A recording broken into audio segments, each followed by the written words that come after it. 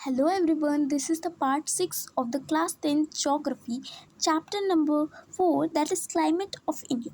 So last part में ये बस हमारा लास्ट पॉइंट बचा था जिसके बारे में डिस्कशन कर लेते हैं। देखो इसमें क्या लिखा, जो अरेबियन सी ब्रांच होती है वो जब तक पंजाब तक पहुंचती है वो पूरी तरह से एग्जॉस्ट हो जाती है। अच्छा, एक टाइम होता होगा सितंबर में, एक ऐसा हफ्ता होता है जब लखनऊ के अंदर इवन इन द यूपी आपको अच्छी खासी बारिश दिखती है एक हफ्ते तक सितंबर में। वो इसलिए होती है क्योंकि अरेबियन सी ब्रांच और बे ऑफ बंगाल मर्ज हो जाते हैं, वहाँ पे फुटहिल्स ऑफ हिमालयस पे क्लाउड फॉर्मेशन करते हैं और अच्छी खासी बारिश होती है। Next let's start the Bay of Bengal branch. Andaman and Nicobar और श्रीलंका पहले हैं जो कि बे ऑफ बंगाल से रिसीव करते हैं moisture.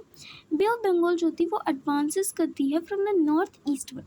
The direction is north eastward after picking up the moisture. Moisture कहाँ से लेती है? बे ऑफ बंगाल से लेती है। ठीक है, बंगाल की खाड़ी से बे ऑफ बंगाल से मॉइस्चर लेगी। The main target of Bay of Bengal is low pressure area of north Myanmar. North Myanmar का जो हमारा लो प्रेशर एरिया होता है वो इसका टारगेट होता है। ठीक है, however part it is intercepted by north east Himalayas including Garo Khasi and Jayanta hills. मगर जो इसका जो थोड़ा बहुत पार्ट होता है वो इंटरसेप्टेड हो जाता है, रोक लिया जाता है नॉर्थ ईस्ट हिमालयाज के द्वारा। ठीक है, including Garo Khasi and Jayanta hills. ठीक है, नेक्स्ट मैसमयम एक जगह है जहाँ पे हाईएस्ट रेन मिलती है जो 16 किलोमीटर अवे है चेरापूंजी में in the state of Meghalaya, जिसकी एनुअल रेनफॉल है 1187.3 सेंटीमीटर। ठीक है, और ठीक है नेक्स्ट, और ये इसी से हमें रेन मिलती है, बे ऑफ बंगाल से ही हमें यहाँ पे रेन मिलती है। This is a relief rainfall. ठीक है, रिलीफ रेनफॉल होती है। Shillong on the other hand lying in the rain shadow of खासी हिल्स गेट लिटिल। यहाँ पे शिलोंग में मेघालय का एक प्लेस है, मेघालय की कैपिटल है एक्चुअली शिलोंग। तो शिलोंग में हमें इतनी बारिश नहीं दिखती मगर मयसराम को हमें काफ़ी अच्छी रेनफॉल दिखती है, हाईएस्ट रेनफॉल दिखती है हमें मयसराम में। तो ये रीज़न इसलिए है कि शिलोंग जो है वो खासी हिल्स की जो है ना वो रेन शेडो एरिया में, जहाँ पे उसको रेन कम रिसीव होती है ना, रेन शेडो एरिया में रिसीव रहता है, इस वजह से इसको रेनफॉल कम रिसीव होती है। ठीक है, next the remaining portion of Bay of Bengal branch is deflected toward west along the Himalayas. जो बचा कुचा पार्ट होता है बे ऑफ बंगाल ब्रांच का वो डिफ्लेक्ट हो जाता है towards the west along the Himalayas. ठीक है, however the rainfall goes on decreasing as it proceeds towards the Ganga valley. जैसे जैसे गंगा वैली की तरफ चलता जाता है, थ्रू गंगा वैली की तरफ मूव करता है, तो इसका जो अमाउंट होता है रेनफॉल का वो भी डिक्रीज करता है। The current finally emerges with Arabian sea branch. हमने लास्ट पॉइंट में भी पढ़ा था कि जो सितंबर का टाइम होता है वह अरेबियन सी ब्रांच और Bay of Bengal branch Himalayan की फुट हिल्स पे मर्ज करती हैं और काफ़ी रेनफॉल देती हैं in the Indo Gangetic plain. ठीक है, west Bengal, in Uttar Pradesh, Haryana and Punjab. Now these are some characteristic features of north east monsoon south west monsoon. The distribution of rainfall is not uniform, that I have told you. ठीक है, the south west monsoon causes rainfall in most of the country except in Tamil Nadu. The duration, the amount of rainfall varies from 2 to 4 months. 2 से 4 month का very होता है rainfall के amount और duration में। Even the amount of rainfall varies from region to region. हर एक region में रेनफॉल का अमाउंट वेरी करता है। Erratic nature of south west monsoon is evident from the fact sometimes the part of country may be facing flurry of floods due to heavy rainfall, mostly in the plains, while the other parts may be recorded under severe drought condition and due to scanty rain. Example, most northwest Rajasthan and rain shadow areas of Deccan. ठीक है, राजस्थान का area बहुत ही dry area होता है। डिकेन प्लेटू का जो rain shadow area है वो भी बहुत ड्राई होता है ना। राजस्थान तो इसलिए होता है क्योंकि यहाँ पे हमारा जो होता है साउथ वेस्ट मानसून सैचुरेट नहीं हो पाता है, इसलिए होता है। और हमारा रेन शेडो एरिया होता है डिकेन का, इसलिए होता है। ठीक है, इसलिए वहाँ पे ज़्यादा रेन नहीं होती। ठीक है, तो इसी वजह से इरेटिक नेचर है साउथ वेस्ट मानसून का। The most important aspect of Indian rainfall is that it is largely control by orography. Orography ही से बहुत कंट्रोल होती है इंडिया की जो मानसून है, रेनफॉल है। ठीक है, the effects cause due to the Himalayas, western Ghats on the amount of distribution of rainfall and inability to the Aravallis to cause the rainfall in Rajasthan has been discussed earlier. Thus, India would have been a vast desert, but for the size and positioning of the Himalayas and Western Ghats, India has very relief feature. ये हिमालयास और western Ghats की ही बदौलत हमारे देश में बहुत ही अच्छी rainfall होती है, बहुत ही अच्छा क्लाइमेट है ना। रिलीफ फीचर्स हमें बहुत सारे अलग अलग तरह के मिलते हैं because of only the western Ghats and the Himalayas. Due to the local variations of heat moisture during the months of October and November, tropical depression originate in the head of Bay of Bengal. These local depressions and therefore whenever the temperature crosses 42 to 43 degrees, convectional rainfall occurs. This is more common in South India, especially in eastern coast. What is this?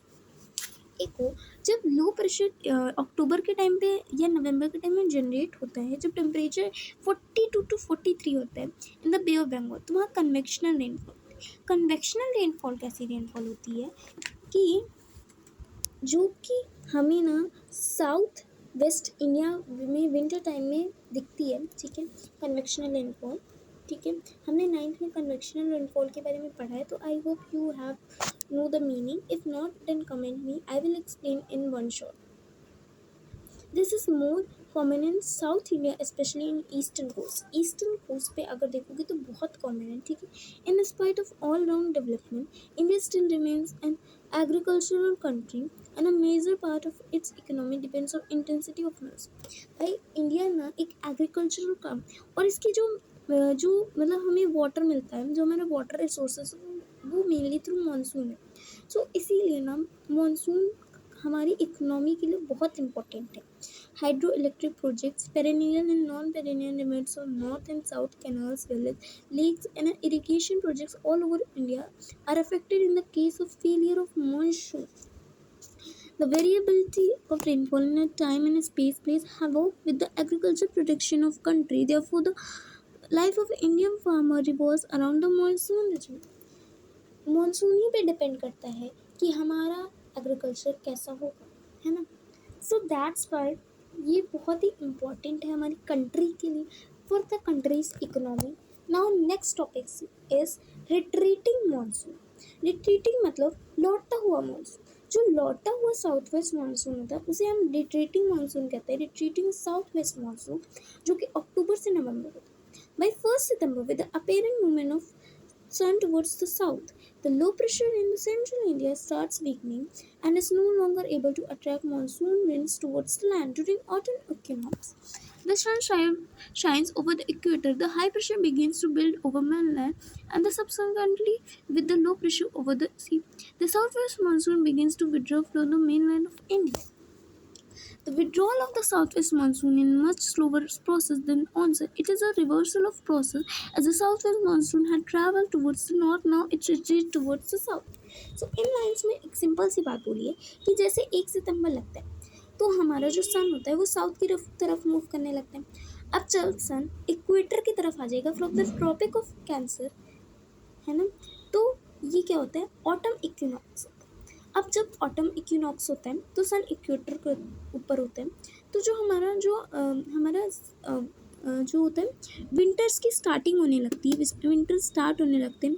Temperature जो होता है वो धीरे धीरे करके कम होने लगता है. सो इसीलिए जो मेनलैंड है टेम्परेचर कम होता जा रहा है धीरे धीरे करके, तो जो हमारा प्रेशर है वो वो हमारा बढ़ता जाए. अब मगर जो वाटर बॉडीज़ हैं वो भी गर्म हो चुकी हैं, क्योंकि उनको तो टाइम लगता है गर्म होने में और ठंडा होने में भी टाइम लगता है. तो अब गर्म हो गए तो धीरे धीरे करके ठंड, तो अभी हम पे लो प्रेशर. इस वजह से जो हमारी विंड्स हैं उनको और अट्रैक्ट नहीं कर पाते हैं, और इसलिए विंड्स जो हमारी होती हैं साउथ वेस्ट विंड्स होती हैं, मानसून विंड्स, वो हमारे सीज़ की तरफ, हमारी वाटर बॉडीज़ की तरफ मूव करने लगती है due to the attraction of low pressure. और इसी को कहते हैं रिट्रीटिंग मानसून, क्योंकि जो साउथ वेस्ट मानसून होता है वो south west to north east चलता है, but retreating monsoon north east to south west चलता है. Just the direction is opposite and that's why it is called the withdrawal of south west monsoon. जैसे वो आया था वैसे ही वो जा रहा है, ठीक है. Non retreating south west monsoon blows from north east to south east, ये डायरेक्शन बता दी है. प्रोसेस जो होता है अक्टूबर में स्टार्ट होता है, नवंबर तक चलता है। सितंबर के एंड में साउथ वेस्ट मानसून जो होता है वो पंजाब और उत्तर प्रदेश से विड्रॉ ले लेता है, विड्रॉ हो जाता है। By October from the central India, finally at the end of from south India. देखो जो हमारा साउथ वेस्ट मानसून है वो पंजाब और उत्तर प्रदेश से जा रहा है अक्टूबर के टाइम, सेंट्रल इंडिया और जो नवंबर के टाइम में साउथ इंडिया से भी ये मानसून चला जाता है। The retreating monsoon causes rain in coastal regions of Tamil Nadu के मालाबार कोरोमंडल कोस्ट में देता है, this is the eastern coast and the south of Krishna delta and in interior districts, और कुछ इंटीरियर डिस्ट्रिक्ट्स और साउथ ऑफ कृष्णा डेल्टा में भी रेन देता है। Now next is characteristic features of retreating monsoon. Retreating of southwest monsoon takes place due to the withdrawal of southwest monsoon from the mainland of India. जब south west monsoon का withdrawal होता है उसी को हम कहते हैं retreating south west monsoon. Okay, process अक्टूबर में बिगिन करता है, नवंबर तक चलता है। नॉर्थ ईस्ट से साउथ वेस्ट डायरेक्शन है। ये मॉइस्चर जो होती हैं this wind speak moisture from bay of Bengal and cause winter rainfall in October and November in coastal regions in Andhra Pradesh and Tamil Nadu and Coromandel coast. Bay of Bengal से मॉइस्चर पिक करती है और तमिलनाडु आंध्र प्रदेश में रेन देती है। कोरोमंडल कोस्ट किसकी है? तमिलनाडु की। तमिलनाडु कोस्ट पे रेन देती है, ठीक है, in the winter time. Tropical cyclones और डिप्रेशन लो प्रेशर सिस्टम, ठीक है, are common in originating over Bengal, they cause tremendous loss of life. अब ये चीज़ मैं पढ़ा चुकी हूँ कि लो प्रेशर होता है एरिया जो विंटर के टाइम में बे ऑफ बंगाल पे डेवलप होता है, इसकी वजह से एक साइक्लोन डेवलप होता है जिसको हम ट्रॉपिकल साइक्लोन कहते हैं, जो बहुत ही ज़्यादा लॉस करता है लाइफ और प्रॉपर्टी का, ठीक है, near the eastern coast of India. And next, the withdrawal of southwest monsoon leads to a clear cloudless sky. जब साउथवेस्ट मानसून लौट रहा होता है तो उससे बहुत ही क्लाउडलेस स्काई होते हैं, हाई टेम्परेचर हो जाता है, हाई ह्यूमिडिटी होता है और सल्ट्री और ऑप्रेसिव वेदर होता है जो कि हम अक्टूबर हीट के नाम से जानते हैं। जब साउथ वेस्ट मानसून विड्रॉ करता है तो स्काई बहुत क्लियर होता है, टेम्परेचर हाई होता है, हाई ह्यूमिडिटी होती है और स्टर्टली और ऑपरेसिव वेदर ही को हम अक्टूबर हीट कहते हैं। Now next is the cold season और the season of south north east monsoon, December to March. ये दिसंबर से मार्च तक चलता है, इसको कोल्ड वेदर सीजन भी कहते हैं, ठीक है। ये कोल्ड वेदर सीजन जो होता है वो कमेंस करता है from the north and continues till March.